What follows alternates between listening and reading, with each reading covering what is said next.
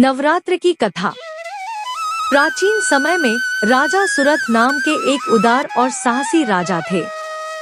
उनके दिल में प्रजा की रक्षा का अदम्य जज्बा था, लेकिन एक समय ऐसा आया जब वे अपनी जिम्मेदारियों से उदासीन हो गए।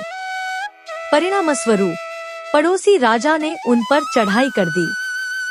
राजा सुरथ की सेना, जो कभी उनकी वीरता की गूंज थी, अब शत्रुओं से मिल गई। हार का सामना करते हुए राजा जान बचाकर जंगल की ओर भागे।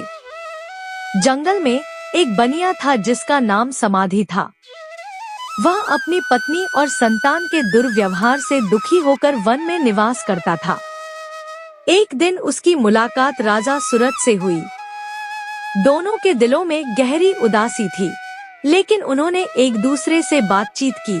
अपनी परिस्थितियों का साझा करते हुए दोनों महर्षि मेघा के आश्रम पहुँचे।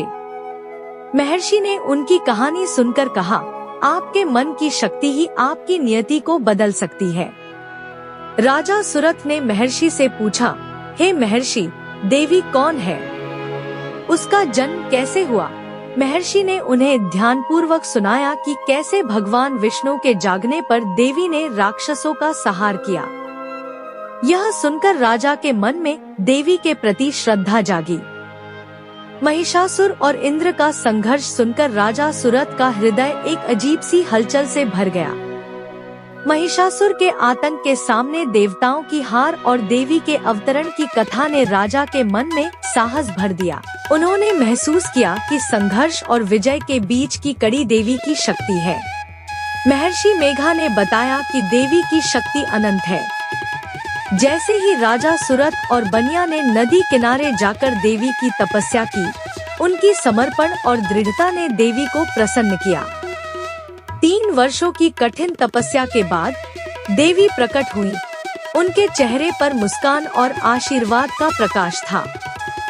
राजा सुरथ ने देवी के चरणों में सिर झुका दिया और उनकी आंखों में आंसू थे, खुशी के आंसू। समाधि ने भी देवी से आशीर्वाद प्राप्त किया और संसार के मोह से मुक्त होकर आत्मचिंतन में लग गया।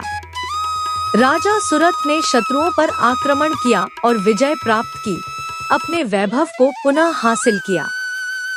इस कथा ने यह सिखाया कि जब हम अपने अंदर की शक्ति और आस्था को पहचानते हैं, तो कोई भी कठिनाई हमें रोक नहीं सकती।